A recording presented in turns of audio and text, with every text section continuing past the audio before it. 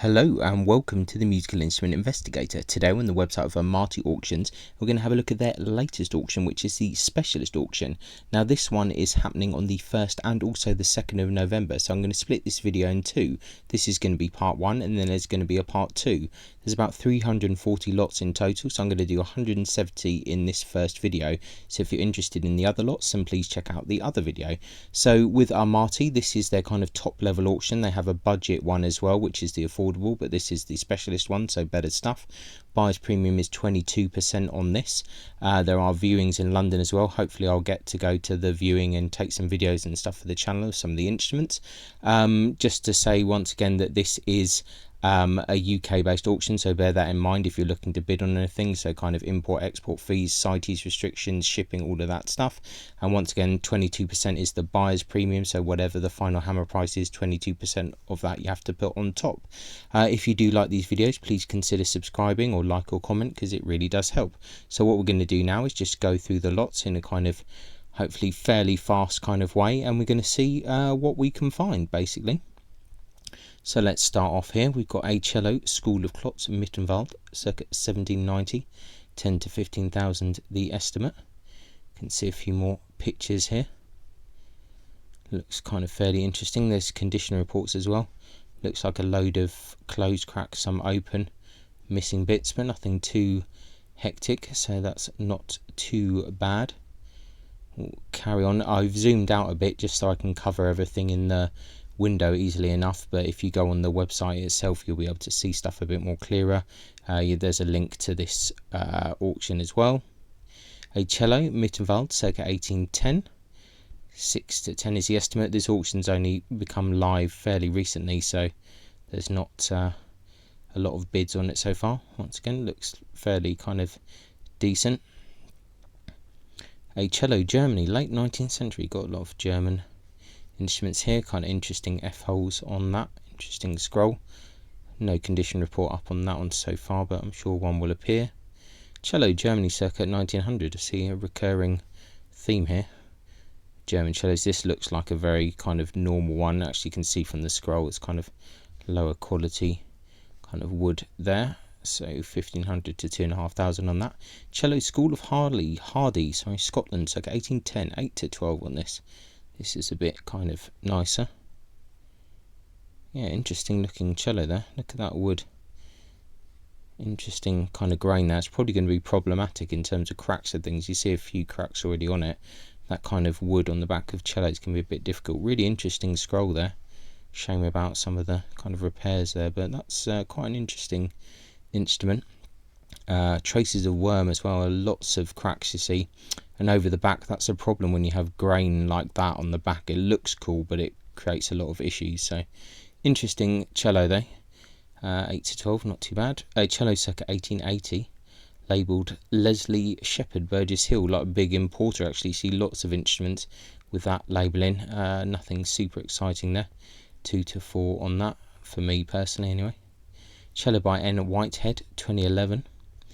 Let's see, in the style of Stradivari, 2.5 to 4.5 there. So some kind of modern English cello. Looks kind of very I don't know, kind of sterile in a way, like a hospital kind of instrument, but looks very clean work. Cello workshop of Neumann, Hornstein and Mittenwald, circa 1880. These are usually a pretty good kind of bet. I'm not really keen on this kind of tradey inlay, but these instruments are usually pretty good, but someone might like that. 4 to 6 on that.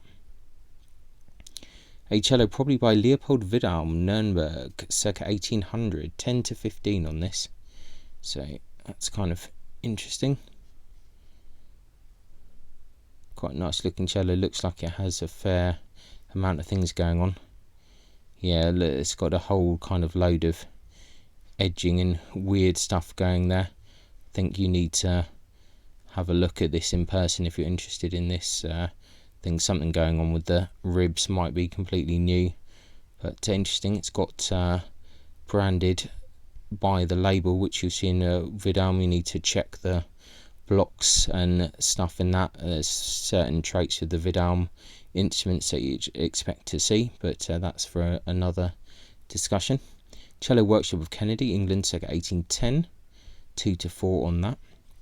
It's an interesting outline on this. Potentially a good opportunity to get a cheap-ish English cello. Curious outline on that. A Cello Workshop of JTL, Mircourt, circa 1910. 4-6. Standard kind of French cello of the time, not very exciting to me personally. Cello by Thomas Kennedy, London, circa 1810. So you see an actual, Thomas Kennedy a lot more expensive than the workshop of. Also, this is a more normal model. Interesting figure there. And then that other cello was a bit bonkers. See a lot of these kind of Kennedy instruments with this weird kind of crackle on the varnish. I don't know, whatever varnish they were using was going a bit awry.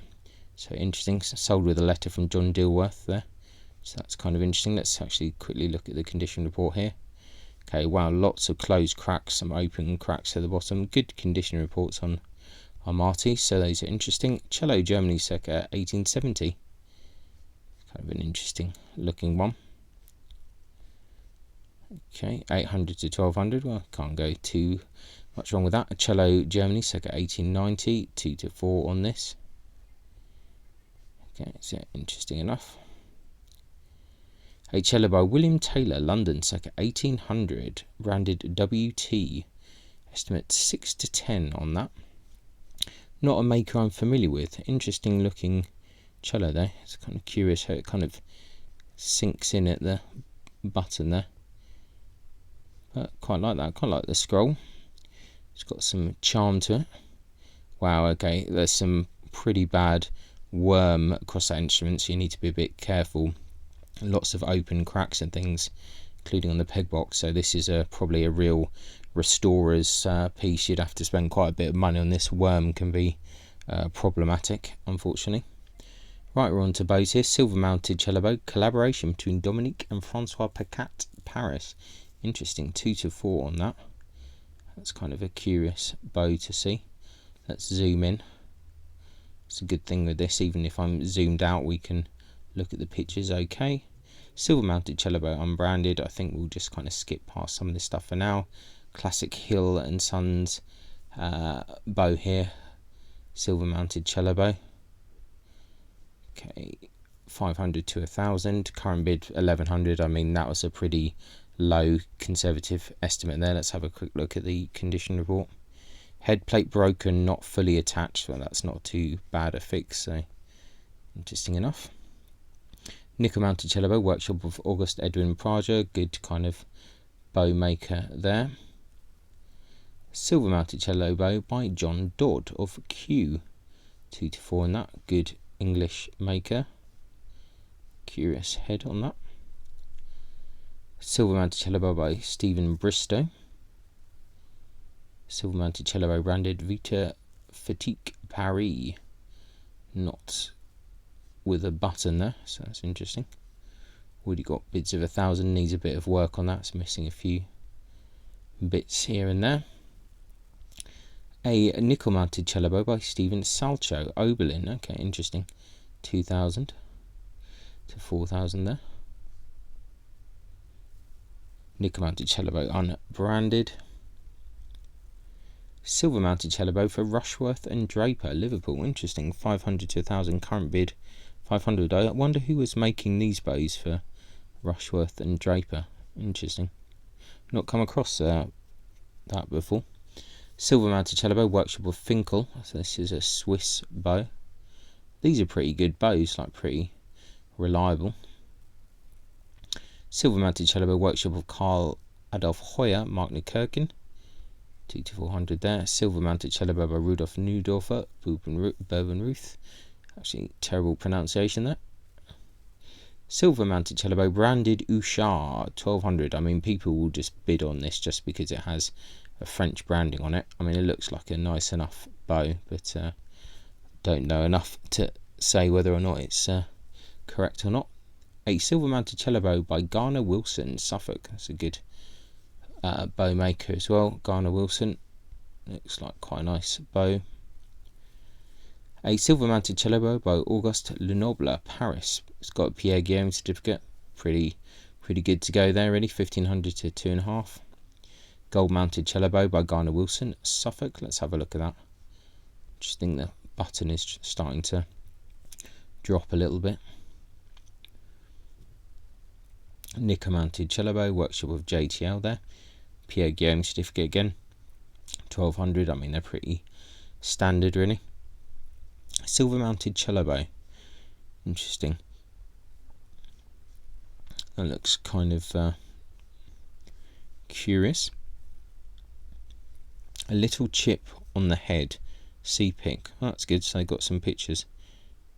Okay, I don't know if they're talking about here or so. Hard to say. Fair enough. Or maybe it's actually... Is it here? Looks like that's a chip on the head. Well, interesting. Current bid 2,000, so people aren't too bothered about it. A gold mounted cello bow by Lothar Seifert. Another good maker there. Silver mounted cello bow, possibly Netherlands. Okay, that's an interesting attribution on it. Interesting head there. NV Den M Adam. Okay, curious. 3 to 5. Silver mounted cello bow by W.E. Hill and Sons, London. 2 to 4 on that. The old classics. Silver mounted cello bow by Rudi Steinel, Germany. 2 to 4. Silver mounted viola bow, workshop of J.S. Finkel. Another Swiss bow.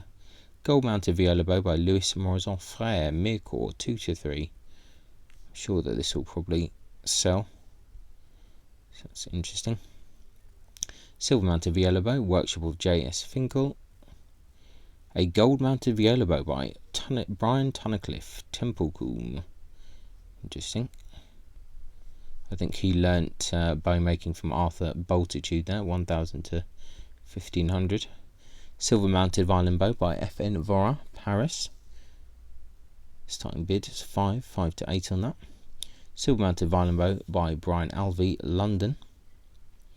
Silver mounted violin bow by James Tubbs, London. 4 to 6. There's some pretty good bows actually so far in this auction. Nickel mounted violin bow by E. Herman, Germany. Nickel mounted violin bow, workshop of JTL there. Circa 1900. Nickel mounted violin bow circa 1880. 6 to 800 on that. By a member of the Knopp family. Looks a bit of a random concoction of parts there. Over varnished. Interesting. A silver mounted violin bow by Garner Wilson, Suffolk. Well, there's quite a few Garner Wilson bows in this auction.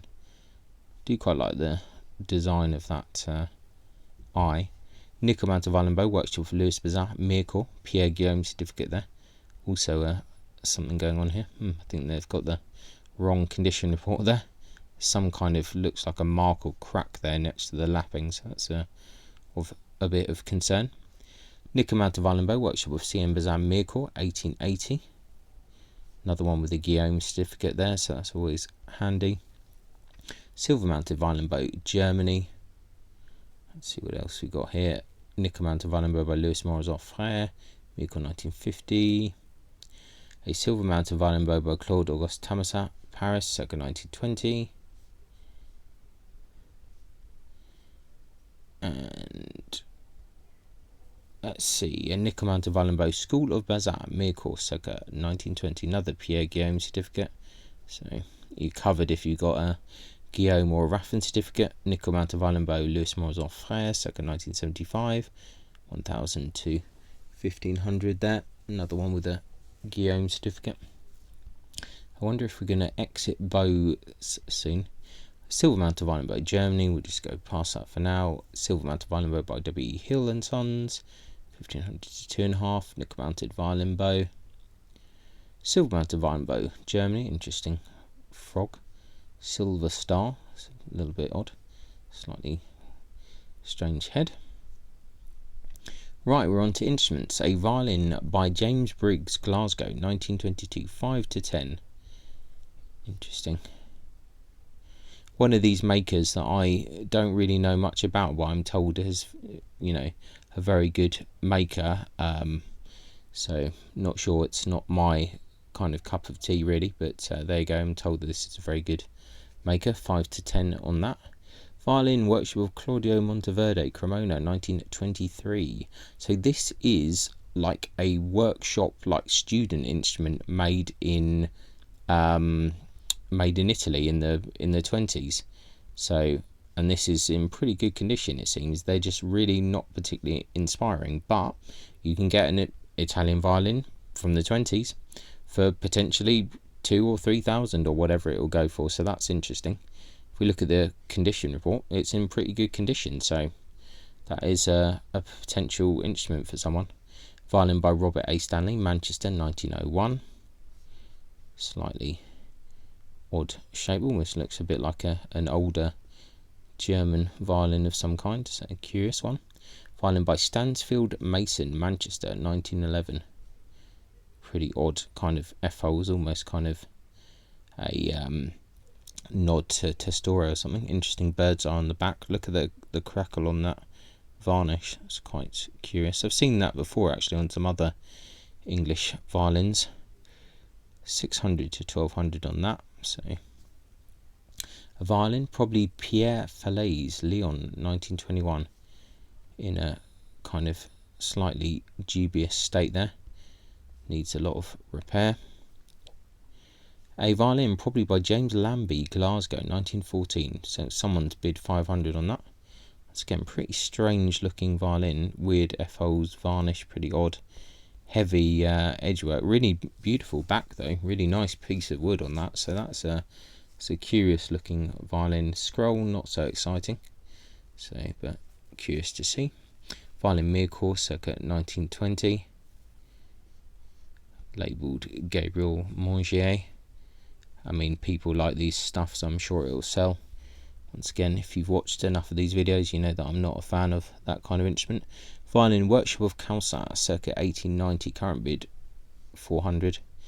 These Calçat violins are usually pretty popular, they're pretty good.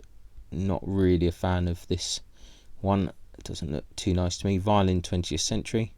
Pretty heavy fluted F-holes there, that kind of varnished, slightly kind of Italian-ish looking varnish. Look at that heavy fluting and crackle on that. Yeah, I don't know, it's kind of half interesting. 500 the current bid. Body length 360, so it's on the border there. Let's actually have a look at the condition report on that. Oh, it's not too bad. A few repaired cracks on the side, so it could be worse. So that is not too bad. Moving on to the next one here. Violin by Didier Nicolas Ain, Mircourt, circa 1830. I bet this is probably quite long, isn't it? 359, that's actually not too bad. Quite like these French violins of this period. It actually looks in pretty good condition for its age. Let's see what the condition report says. Yeah, a little bit of a thing. Some of the varnish is a bit worn, but not too bad. Let's see what else we've got here. Violin, Mark Nickerkin, circa 1820. Almost looks like this kind of hop type instrument, that kind of stuff. Violin, Germany, 19th century. This is not super inspiring, I don't think. Violin by J.E. Harris, Gateshead, 1925. Not super exciting either. Violin, probably Andrea Castagneri, Paris, circa 1750, with a repairers label by William Hill, 426. Interesting maker. It's actually like fairly nice looking violin, but some bits of work needed to be done to it. So what's the size of it? 356, that's pretty reasonable. Violin by W. J. Wickens, Sussex, 1976, 1 to 2000 on that. Just not really too exciting, to be honest. Not a fan of this. Is quite heavy lining on scrolls. I'm not a fan of that anyway, personally, but not in that case either. Violin by Paul Voigt, Manchester, 1932, 4 to 6. Another maker I'm not super keen on, to be honest. Violin, France, circa 1920, labelled Nicholas Uldrich. Once again, not super exciting on that one. Violin Germany, 1790. 1000 to 2000 on that. Quite like the corners on that. Wow, that's pretty crazy long scroll. What's the size of this instrument? 353. That's actually not a bad size. Yeah, it's kind of okay. Not super inspiring, but yeah, interesting.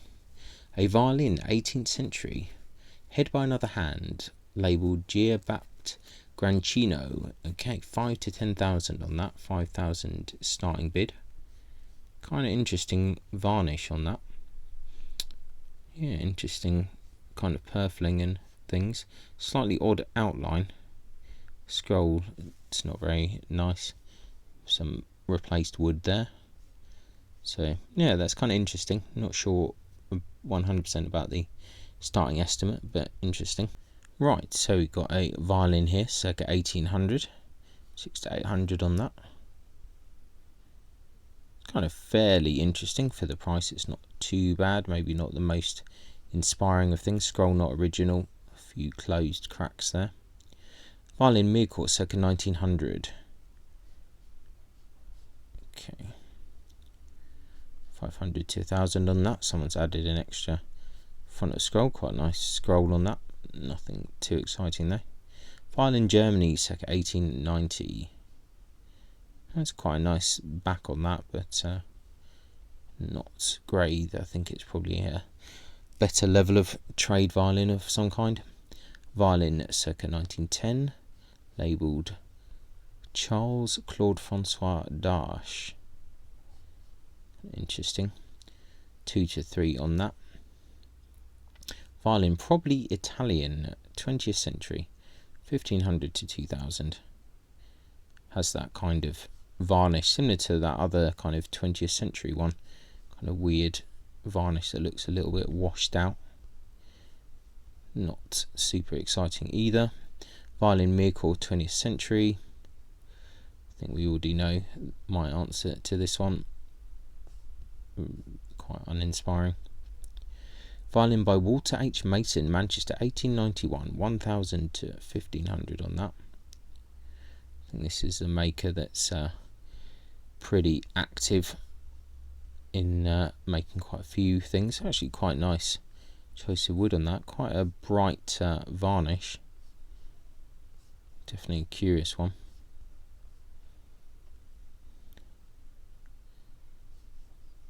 We are suffering the internet problems, it seems.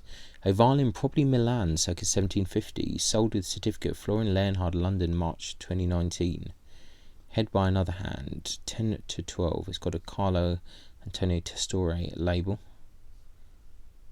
Kind of curious looking instrument. It'd be interesting to see what the certificate from Florian Leonhard says. Violin circa 1900, labelled Giabapt Guadagnini. Starting bids 800 to 1000. That's a pretty weird looking violin. Wonder what size this is. 354, that's not too bad. A violin by Petrus Gagini, Nice, 1982, 8 to 12 on that. Let's see. Looks in pretty good condition. That's quite a nice varnish on that. You can see that is a nicely made instrument. Let's just check the condition report. Yeah, pretty good. Small closed cracks. So that's a nice instrument. Let's see the measurements. 257. Yeah, that's pretty good. Violin, School of Causa, circa 1890. I think I prefer this one to the other one we saw earlier, but I'm not a massive fan of that one either. Violin by L.P. Baumfuth, Leeds, 1915. I think it was had a shop as well. Once again, not super inspiring on that one. Violin Mircourt, circa 1920.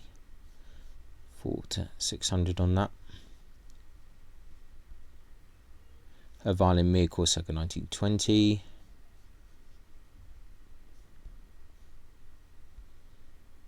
A violin by Honoré Derazy, Mircourt, circa 1860. That's quite a nice instrument as well, 10 to 15 on that. It's a nice varnish. A few funny kind of repairs there, which I think could be improved upon. Make it look a little bit nicer here. It's a little bit dodgy, but quite a nice violin. Violin Germany, circa 1870.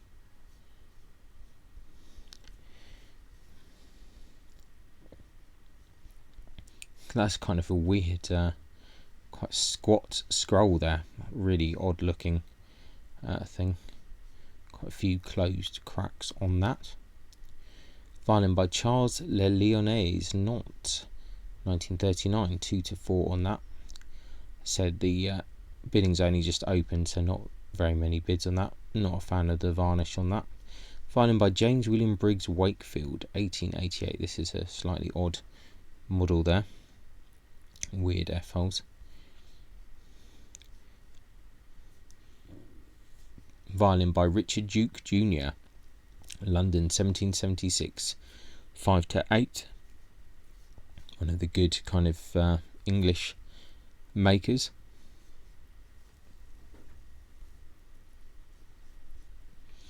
We are getting a fair bit of internet problems for some reason. Quite a nice back on that, actually. This is unfortunate on the scroll, so you need that sorted out to make it look a bit nicer. You should see that in the condition report. Yeah, cheek patches on either side. Otherwise not too bad. A few closed cracks on the top. So that is unfortunate. Violin Mirecourt, 1920. I think you can just assume that I'm just going to dislike most Mirecourt violins. Violin by Emmanuel Whitmarsh, London, circa 1900. Okay. Violin Amati Auctions, Mirecourt, 1939, 2 to 4. Once again, this one's a bit better than some of the other ones. 2 to 4, not my thing though. Violin Mirecourt, circa 1910. Okay. A Violin Workshop of Leon Mougenot Gauche, France, 1925. Okay. A violin, probably Scotland, 19th century, Richard Alexander Maker Kilmarnock. Okay, current bid 500, so someone's interested in it. I'm sure there's always collectors of Scottish violins. A violin, probably Justin Derazy, Mirecourt, circa 1880. We saw a load of Derazy violins for sale in, I think, the Brompton sale, so there's a whole load of them out there, 2 to 4. Violin, 20th century. That's a curious looking one. Labelled Albin Lambot Anvers. Okay. Violin France, 19th century.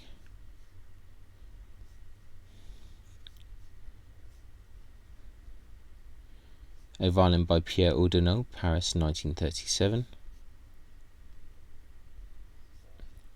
Fairly standard looking. 3/4 violin Germany, circa 1950. We probably almost don't need to look at this. Looks okay for a 3/4. Violin by Johann Christian Ficker, Marknikirchen, circa 1760. 2 to 4. Quite like some of these older German violins. Actually quite a nice, interesting back. So it's not too bad. See what the condition report says. Some closed cracks. What's the length of back on that? 355, that's all good. Violin France, circa 1900.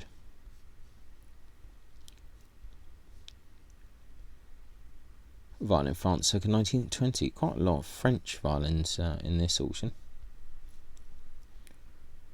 Violin late 19th century. It's got a problem on the back there, not super exciting on that. Violin by Paul Shelley, Birmingham, 2018, estimate 2 to 4. This is an interesting one. I think this is meant to be like a kind of Testore model or something like that. Just looking at the scroll and just looking at the F-holes, I think this is meant to be some kind of CA Testore. I think the varnish maybe not quite the right kind of colour, but it's kind of curious, an interesting one. What's the length of back on it? 358. Yeah, curious looking one. Violin, circa 1900. pretty standard. I think that's just a better trade instrument personally, but could be wrong. Violin probably England, circa 1890, 2 to 3 on that. Quite a cool back on that actually. Violin by Gustave Bazin, Paris 1912.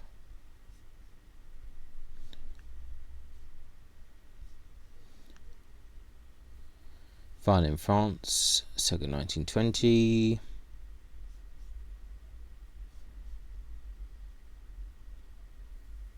A violin circa 1800. Right, this is pretty weird. Labelled Paulus Castello. Kind of interesting wood choice, but the whole thing is just really a bit bizarre.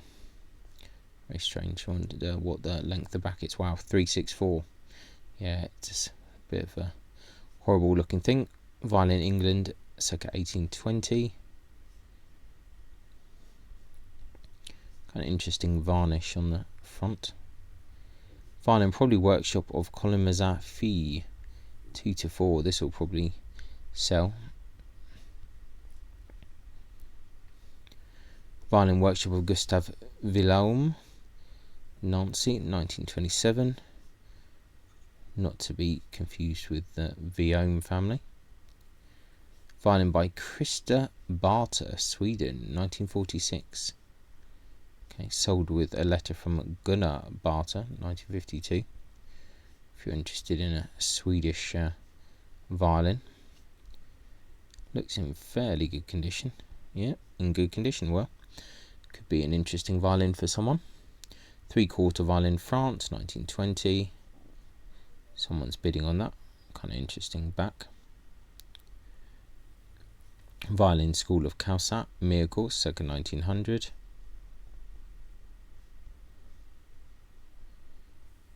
Violin late 18th century.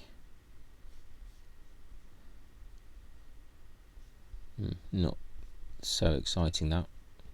Also do wonder if that is actually late 18th century and not a little bit later than that personally.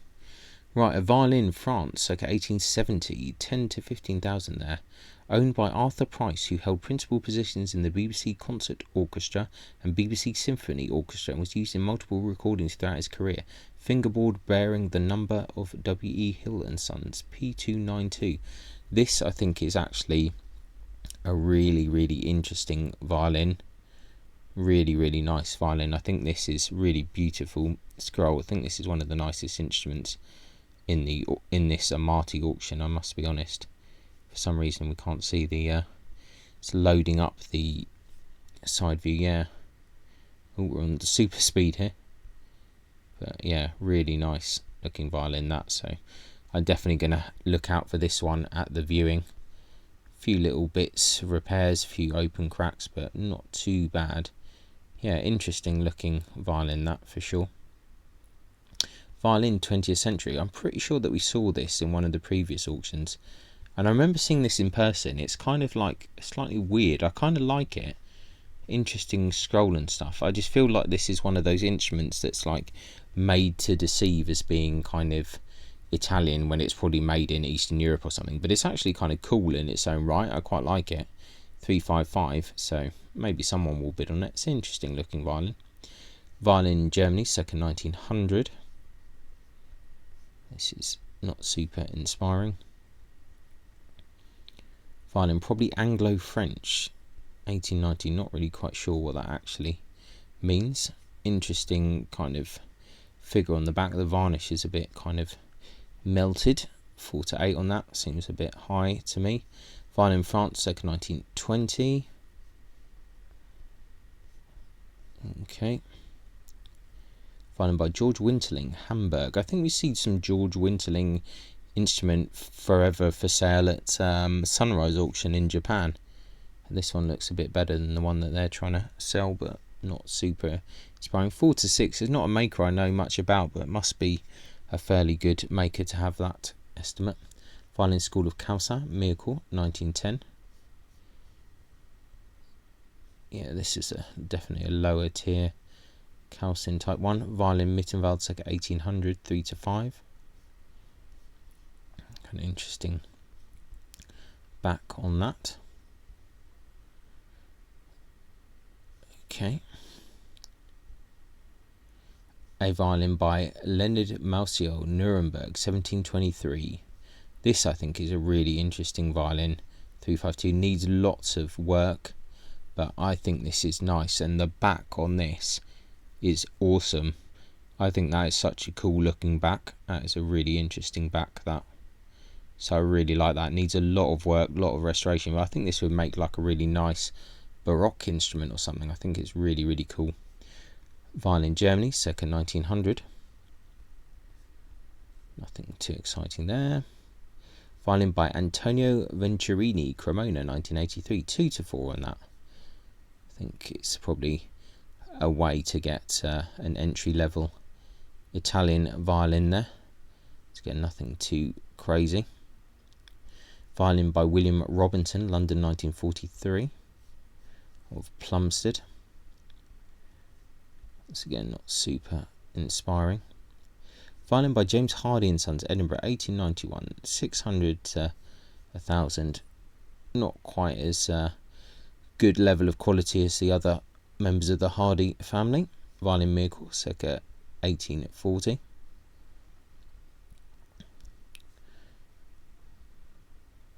Violin, circa 1920.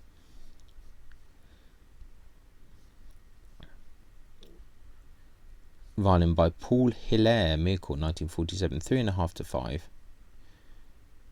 That's quite a staggering back. This looks familiar as well. I think we might have seen this before. Violin Miracle, circa 1870. It's actually not too bad. Kind of quite like the back on that, actually. Sold with a John and Arthur Beer receipt, 1968. Yeah, quite nice back on that, actually. What's the size of this one? 360. Ooh, it's a bit big, to be honest. Okay. A Viola, circa 1920. 3 to 500 on that. Doesn't look too exciting. Viola, probably 1780. 1000 to 2000. Labelled Baroque Norman. Interesting F holes on that. Really quite nice back, actually. That's pretty cool. Let's see. Yeah, that's kind of curious. Actually, what's the problems with it? Well, there's lots of stuff here. Open seams, edgework, stuff like that. Okay, so it needs a bit of work. Viola by Dennis Plowright, Northwood, 1983. I think we've seen some other Dennis Plowright stuff in Amati Auctions before. I mean, it looks fairly standard. A Viola, Miracle, circa 1900. Not so exciting. And a Viola by Roderick R. Ward, Cambridge, 2010, 3 to 5,000. That's an interesting model for sure. Curious looking one. What size is it? 390. It's not actually too big, is it? Oh, a treble viol by Dietrich M. Kessler, London, 1959, 1500 to 2,500. This is kind of like from the kind of 60s, 70s, like one of the top viol makers there. So that's interesting. Or even from the late 50s, 60s, 70s. Viola by Roland H. Ross, Guildford, 1984, 2 to 4,000. Interesting looking viola here. It's quite nice. I mean, the Roland Ross stuff is great. It's a bit criminal that the estimate is so low. Oh, another viol, treble viol by Dietrich M. Kessler. And there you go. This is a 60s one, 2 to 4. Kessler of Zurich.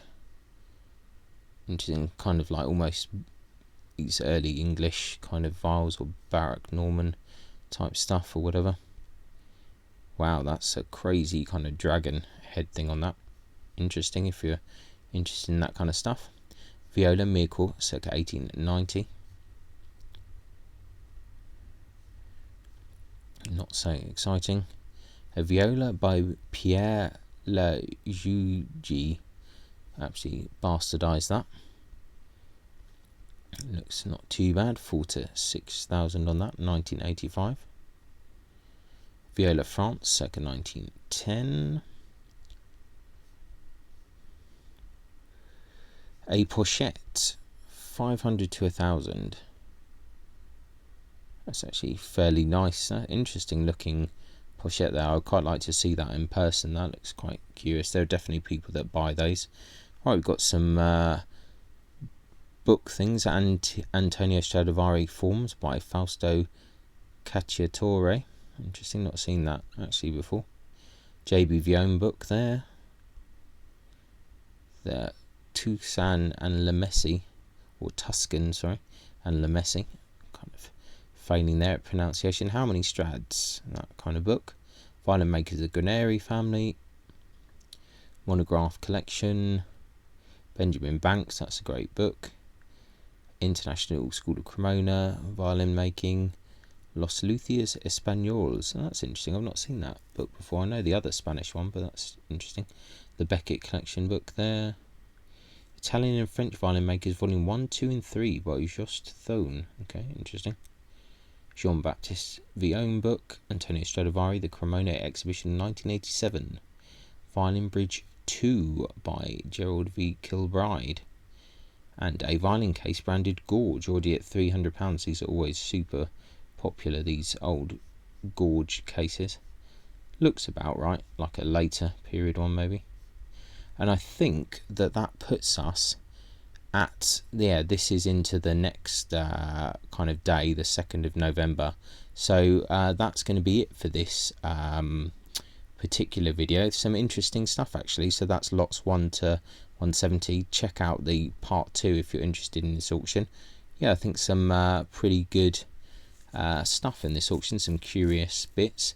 Nothing like super crazy, but I think a pretty solid effort. So link in the description as always. Thanks a lot for watching, I really appreciate it, and I'll catch you next time. Please watch part number 2. See you later. Bye.